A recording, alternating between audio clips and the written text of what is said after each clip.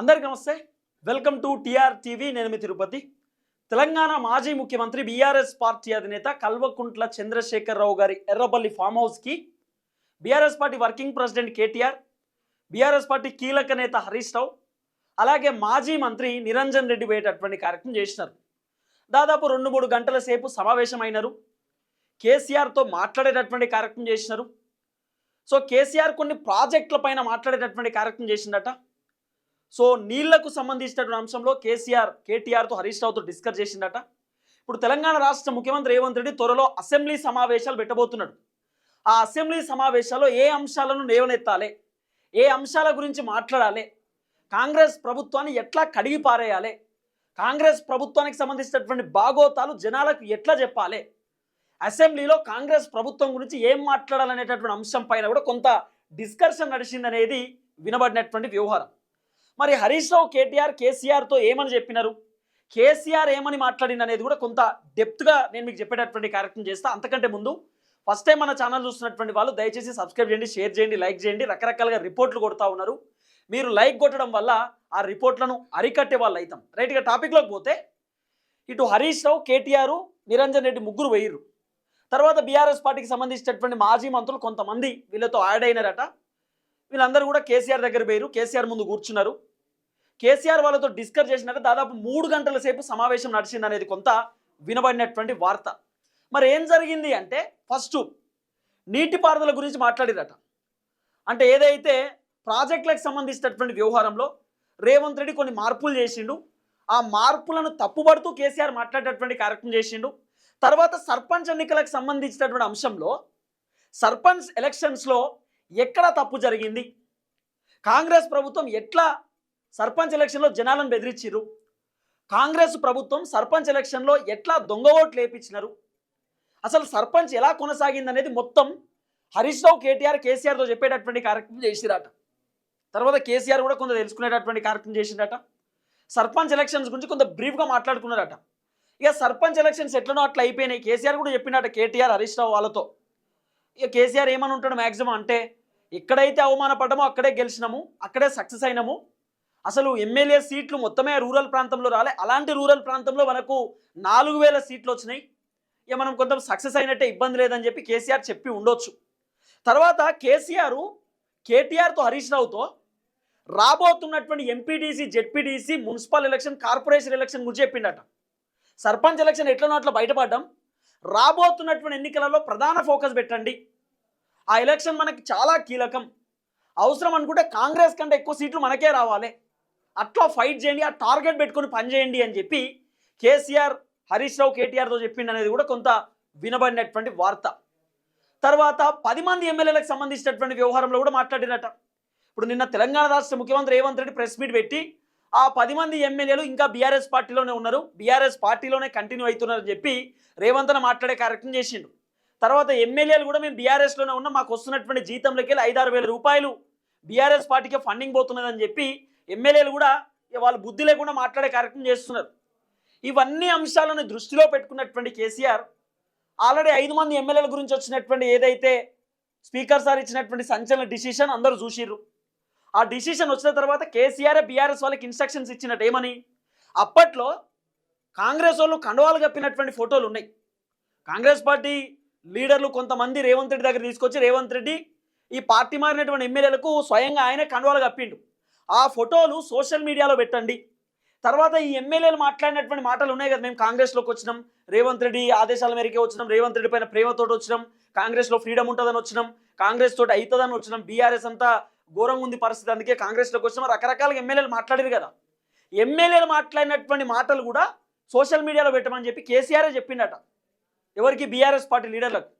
అప్పుడు బీఆర్ఎస్ పార్టీలో ఏం చేసిరు, వీళ్ళు పార్టీలు మారిలా లేదా అనేది ఒక ఎవిడెన్స్ అని చెప్పి ఒక ఎవిడెన్స్ తెరపైకి తీసుకొచ్చారు. ఏదైతే తెలంగాణ కాంగ్రెస్ అని చెప్పి అఫీషియల్ ట్విట్టర్లో పేజెస్ ఉంటాయి. ట్విట్టర్లో తెలంగాణ కాంగ్రెస్ యూట్యూబ్లో ఉంటుంది, తెలంగాణ కాంగ్రెస్ ఫేస్బుక్లో ఉంటుంది. ఈ తెలంగాణ కాంగ్రెస్ అఫీషియల్ పేజెస్ ఏదైతున్నాయో దాంట్లో రేవంత్ రెడ్డి కనువాలు కప్పినటువంటి ఫోటోలతో కూడినటువంటి కొన్ని అంశాలు పెట్టుకున్నారు. ఇగో పలాని ఎమ్మెల్యే, ఈ నియోజకవర్గం ఎమ్మెల్యే మా దాంట్లోకి చేరిండు, కాంగ్రెస్లోకి బీఆర్ఎస్ నుండి వచ్చిండు అని చెప్పి వాళ్ళు పెట్టుకున్నారు. అవన్నీ స్క్రీన్ షాట్స్ తీసి సోషల్ మీడియాలో పెట్టారు. కారణం ఎవరు? కేసీఆర్ క్లియర్గా చెప్పిండట, ఇక మనం చెప్పినా కూడా స్పీకర్ సార్ వింటలేడు, మనం ఆధారాలు ఇచ్చినా కూడా స్పీకర్ సార్ సరైనటువంటి ఆధారాలు ఇవ్వని చెప్తున్నాడు, మీరు ఏ ఆధారాలు అయితే ఇచ్చారో అదే ఆధారాలు జనాలకు పెట్టుర్రి, జనాలు కూడా చూస్తారు కదా. స్పీకర్ సార్ డిసిషన్ ఇచ్చిండు, జనాల డిసిషన్ కూడా తెలవాలి కదా. వాళ్ళు పార్టీలు మారిరా లేదా అనేది తెలంగాణ సమాజానికి కూడా చెప్పండి, తెలంగాణ సమాజానికి కూడా అర్థమయ్యేటట్టు చేయండి అని చెప్పినప్పుడు వీళ్ళన్నీ కూడా సోషల్ మీడియాలో పెట్టారు. ఆ ఎమ్మెల్యేలు మాట్లాడినటువంటి వీడియో కూడా నేను మీకు చూపించిన, ఆల్రెడీ చాలా క్లియర్గా మన ఛానల్లో వీడియో కూడా చేసిన. కేసీఆర్ మాట్లాడినటువంటి మాటలు దాదాపు 17,000 మంది ఏదో చూసినట్టు మన ఛానల్లో. ఆ ఎమ్మెల్యేలే చెప్తున్నారు ఎస్ మేము పార్టీలు మారినాము, మేము కాంగ్రెస్లోకి వచ్చినామని చెప్పి వాళ్ళే ఒప్పుకున్నారు. అదే ఎమ్మెల్యేలు బీఆర్ఎస్లో ఉన్నామని చెప్తున్నారు. కాబట్టి కేసీఆర్ కేటీఆర్తో హరీష్ రావుతో ఆల్రెడీ సుప్రీంకోర్టులో పిటిషన్ కూడా వేయబోతున్నారట. ఆల్రెడీ ఈరోజు పిటిషన్ వేసినట్టున్నారు. తర్వాత హైకోర్టులో కూడా వాళ్ళు ఛాలెంజ్ చేయబోతా ఉన్నారు అనే ఒక చర్చ నడుస్తూ ఉంది. తర్వాత 5 మంది ఎమ్మెల్యేలకు సంబంధించినటువంటి డిసిషన్ ఇంకా పెండింగ్లో ఉంది.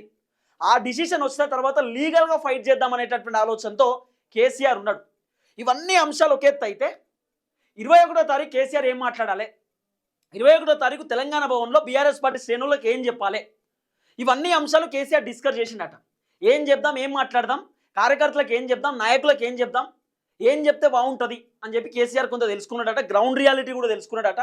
నియోజకవర్గాలలో పరిస్థితి ఏంది, కాంగ్రెస్ పైన కోపంతో ఉన్నారా జనాలు, ప్రేమతో ఉన్నారా, బీఆర్ఎస్ పైన ఇంకా కోపం తగ్గిందా, గట్లనే ఉన్నారా, అసలు ఏంది పరిస్థితి అని చెప్పి గ్రౌండ్ రియాలిటీ కేసీఆర్ తెలుసుకునేటటువంటి కార్యక్రమం చేస్తూ 21వ తారీఖు రేవంత్ రెడ్డి పేరు తీయకపోవచ్చు. ఎందుకంటే అంత పెద్ద భారీ బహిరంగ సభ వరంగల్లో 10 లక్షల మందితో పెట్టినటువంటి సభలోనే రేవంత్ రెడ్డి పేరు ఎక్కడా తీయలే. అలాంటిది కేసీఆర్ 21వ తారీఖు పార్టీ సమావేశంలో మ్యాక్సిమం రేవంత్ రెడ్డి పేరు ఎక్కడ కూడా తీయకపోవచ్చు. ఎందుకంటే అది మీడియా ముందుకు వచ్చి మాట్లాడేటటువంటి మీటింగ్ కాదు కదా, కేవలం బీఆర్ఎస్ పార్టీ లీడర్లతో మాట్లాడేటటువంటి ఇంటర్నల్ మీటింగ్. ఆ ఇంటర్నల్ మీటింగ్లో మాట్లాడినటువంటి మాటలు అన్ని బయటకు వచ్చినాక చెప్తారు వాళ్ళే, సారీ ఇట్లా చెప్పిండు అని చెప్పి వాళ్ళే లీకులు ఇస్తారు బయట. కాబట్టి ఇవన్నీ కూడా ఆల్రెడీ సోషల్ మీడియాలో వస్తాయి. కేసీఆర్ ఏం మాట్లాడిన ఏందనేది అంతా తెలుస్తుంది. లీడర్ల ఫోన్లు వాళ్ళు బయటనే తీసుకుంటారు, అది ఇంటర్నల్ మీటింగ్. అయినా బయటకు వచ్చినాక ఇక కార్లో కూర్చున్నాక లీడర్ వాళ్ళ డ్రైవర్కి చెప్పడం, వాళ్ళ పిఏకి చెప్పడం, కుటుంబ సభ్యులకు చెప్పడం జరుగుతుంది కదా, అదంతా లీక్ అవుతుంది ఖచ్చితంగా. ఈరోజు కేటీఆర్ హరీష్ రావు తర్వాత నిరంజన్ రెడ్డి పోయినటువంటి ఆ వార్తలు కూడా సోషల్ మీడియాలో ఎందుకు సర్క్యులేట్ అవుతున్నాయి, వాళ్ళు పోయి ఏం మాట్లాడారు, కేసీఆర్ ఏ అంశం పైన చెప్పిండు అనేది ఎట్లా సోషల్ మీడియాలో లీక్ అయిందంటే బయటకు వచ్చినాక ఎట్లనో అట్లా తెలుస్తుంది. కేటీఆర్ ఎవరికైనా చెప్తారు, హరీష్ అన్న ఎవరికైనా చెప్తారు, నిరంజన్ రెడ్డి ఎవరికైనా చెప్తారు, ఇంకా కొంతమంది మంత్రులు వేరు కాబట్టి వాళ్ళు ఎవరికైనా చెప్పుండొచ్చు. అట్లా పెద్ద పెద్ద ఛానళ్ళలో కూడా వార్త వచ్చింది. నీటిపారుదల పైన, తర్వాత రేవంత్ రెడ్డికి సంబంధించిన ప్రభుత్వం పైన కొంత మాట్లాడే కార్యక్రమం చేసిందట. తర్వాత పోలీసులు వ్యవహరించినటువంటి తీరు పైన కూడా కేసీఆర్ మాట్లాడిందట. అన్నీ చెప్పినట్ట కేటీఆర్ హరీష్ రావు. సర్పంచ్ ఎలక్షన్స్ ఎట్లా జరిగినాయి, ఏ విధంగా జరిగినాయి, ఎంత ఘోరంగా జరిగినాయి, తర్వాత మంత్రులు ఎట్లా చేసిరు, ఎమ్మెల్యేలు ఎట్లా బ్లాక్మెయిల్ చేసిరు జనాలను, ఎమ్మెల్యేలు ఏ విధంగా జనాలను మభ్యపెట్టిరు, జనాలను ఇబ్బంది పెట్టిరు, అన్నీ కూడా హరీష్ రావు కేసీఆర్కు పూసగుచ్చేటటువంటి విధంగా చెప్పిరు అనేది కొంత వినబడినటువంటి వ్యవహారం. కానీ 21వ తారీఖు కేసీఆర్ కాంగ్రెస్ ప్రభుత్వాన్ని ఉద్దేశించి ఖచ్చితంగా మాట్లాడే అవకాశం ఉంది. కానీ రేవంత్ రెడ్డి పేరు తీసే అవకాశం కనబడతలేదు. ప్రభుత్వం గురించి మాట్లాడే అవకాశం ఉంది. కాంగ్రెస్ బలం తగ్గింది, జనాలు కాంగ్రెస్కి బుద్ధి చెప్పిరు, 4,000 సీట్లు మనకు వచ్చినాయి అంటే మన బలం పెరిగింది, మళ్ళీ బీఆర్ఎస్ అధికారంలోకి రావడానికి ఛాన్సెస్ ఉన్నాయి. సర్పంచ్ ఎన్నికలు మాత్రమే కాదు, రాబోతున్నటువంటి ఎన్నికలలో కూడా మీరు గట్టిగా ఫైట్ చేయాలి, గట్టిగా మీరు కొట్లాడాలి, ఖచ్చితంగా మనకి మంచి అవకాశాలు ఉన్నాయని చెప్పి కేసీఆర్ చెప్పే కార్యక్రమం చేయొచ్చు. అందుకే ఇప్పుడు బీఆర్ఎస్ పార్టీ సమావేశం పెడుతున్నాడు. మెయిన్ గోదావరి కృష్ణా జలాలకు సంబంధించినటువంటి అంశంలో మాట్లాడే అవకాశం ఉంది. గోదావరి కృష్ణకు సంబంధించినటువంటి నీళ్లు ఆంధ్ర వాళ్ళు తరలించుకోబోతా ఉన్నారు, ఆంధ్ర వాళ్ళకు రేవంత్ రెడ్డి పంపిస్తూ ఉన్నాడు, ఒక ప్రాజెక్ట్ కడతా ఉన్నారు అక్కడ, ఆ ప్రాజెక్టు త్రూ నీళ్ళన్నీ తీసుకుపోతా ఉన్నాడు, మన నీళ్లు దోపిడీ జరుగుతుంది అనేటటువంటి అంశం పైన కేసీఆర్ మాట్లాడేటటువంటి అవకాశాలు బలంగా ఉన్నాయి. తర్వాత పార్టీ మారినటువంటి ఎమ్మెల్యేలను ఉద్దేశించి కూడా మాట్లాడవచ్చు. పార్టీ మారిన ఎమ్మెల్యేలను ఉద్దేశించి కూడా కేసీఆర్ ఆ పార్టీ సమావేశంలో చెప్పొచ్చు. కొంతమంది ఎమ్మెల్యేలట కేసీఆర్ దగ్గర పోయి కేసీఆర్ కాలు కూడా మొక్కిరట, సార్ మేము మళ్ళీ రిటర్న్ వస్తాం మమ్మల్ని తీసుకోండి అంటే కేసీఆర్ తీసుకోలేదట. కొంతమంది లీడర్లతో కేసీఆర్ చెప్పిపించినా కేసీఆర్ నో అని చెప్పిండట. కాబట్టి కొత్తగా గెలిచినటువంటి సర్పంచ్లకు కూడా కేసీఆర్ మొన్ననే వీడియో కాన్ఫరెన్స్లో మాట్లాడినప్పుడు కూడా చెప్పిండట, పార్టీలు మారకుర్రి, మారితే మళ్ళీ తీసుకోము, మంచి అవకాశం వచ్చింది, పార్టీ ఇబ్బంది పడుతుంది, ఈ టైంలో మీరు అండగా నిల్చోండి, రేపటి రోజు మంచి భవిష్యత్తు ఉంటుంది మీకు అని చెప్పి కేసీఆర్ అందరితో మాట్లాడిండట. తర్వాత హరీష్ రావు కేటీఆర్ కూడా మాట్లాడినప్పుడు అన్నీ చెప్పిరట, అన్నీ మాట్లాడుకుంటారు కదా నార్మల్గా, ఎలక్షన్స్ ఎట్లా జరిగినాయి, ఏం కథ, ఏం జరిగింది, ఏ అంశాలు జరిగినాయి, రేవంత్ రెడ్డి ఏం చెప్తున్నాడు, రేవంత్ రెడ్డి మాటలేంది, ఆ గ్లోబల్ సమ్మిట్ గురించి తెలుసుకున్నాడట, ఆ 100 కోట్ల రూపాయలు ఎట్లా ఖర్చు అయింది, ఏం కథ అనేది గ్లోబల్ సమ్మిట్ గురించి, ఆ తర్వాత మెస్సీ మ్యాచ్ గురించి ఎన్ని కోట్లు ఖర్చు పెట్టింది, ఏం కథ, 6 గ్యారెంటీలు వచ్చినాయా లేదా, రైతు బంధు కథ ఏంది, రుణమాఫీ కథ ఏంది, ఇవన్నీ కేసీఆర్ అడిగి తెలుసుకునే కార్యక్రమం చేసిండట. ఇవన్నీ అంశాలపైన కేసీఆర్ 21వ తారీఖు బీఆర్ఎస్ పార్టీ మీటింగ్ 21 22 తమ్ముడు 21 22 సో ఈ 2 రోజులు నాకు తెలిసి 21 అనుకుంటున్నా. సో రేపో ఎల్లుండో కేసీఆర్ బయటకు వచ్చి తెలంగాణ భవన్లో బలంగా మాట్లాడేటటువంటి అవకాశాలు కనబడుతున్నటువంటి పరిస్థితి. మొత్తానికి KCR back to ground. So Errabelli farm house నుండి బయటికి రాబోతున్నాడు. బయటకు వచ్చి తెలంగాణ భవన్లో సమావేశం కాబోతా ఉన్నాడు. బీఆర్ఎస్ పార్టీ శ్రేణులతో మాట్లాడబోతున్నాడు. అందరితో డిస్కస్ చేయబోతున్నాడు. సో ఎట్లా ముందుకు పోవాలి, 2028లో బీఆర్ఎస్ అధికారంలో ఎట్లా రావాలి, ఏం జరగబోతుంది అనేది కొంత కేసీఆర్ బీఆర్ఎస్ పార్టీ లీడర్లకు సలహాలు సూచనలు అలాగే కొన్ని స్ట్రాటజీస్ కూడా చెప్పబోతున్నట్టుగా కొంత వినబడుతున్న వ్యవహారం. అట్లనే జిహెచ్ఎంసీ ఎలక్షన్స్ గురించి కూడా కేసీఆర్ పార్టీ సమావేశంలో తెలంగాణ భవన్లో జరగబోతున్నటువంటి పార్టీ సమావేశంలో కొన్ని స్ట్రాటజీస్ చెప్పేటటువంటి కార్యక్రమం చేయబోతున్నట్టుగా కూడా కొంత వినబడుతున్నటువంటి వార్త. అలాగే త్వరలో ఖైరతాబాద్ ఉప ఎన్నిక కూడా రాబోతుంది అనేటటువంటి ఒక చర్చ నడుస్తున్నది. ఆ ఉప ఎన్నికలో ఎట్లా గెలవాలనేటటువంటి అంశాన్ని కూడా కేసీఆర్ బీఆర్ఎస్ పార్టీ శ్రేణులతో చెప్పే అవకాశం ఉందనేది కూడా కొంత వినబడుతున్న వ్యవహారం. కేసీఆర్ ఒకటే మాట చెప్పిండట కేటీఆర్ హరీష్ రావుకి, ఎక్కడ ఏ ఇబ్బంది జరిగినా అధికార పార్టీ వాళ్ళు పోకంటే ముందే మీరే పోవాలన్నాడట. ఎందుకన్నాడు ఆ మాట అంటే, ఇప్పుడు ఖమ్మంలో బాగా వరదలు వచ్చినాయి, కామారెడ్డిలో బాగా వరదలు వచ్చినాయి. వరదలు వచ్చినప్పుడు అధికార పార్టీ రెస్పాన్స్ కావాలి, కాంగ్రెస్ పార్టీ ఎమ్మెల్యేలు ఎంపీలు మంత్రులు పోవాలి.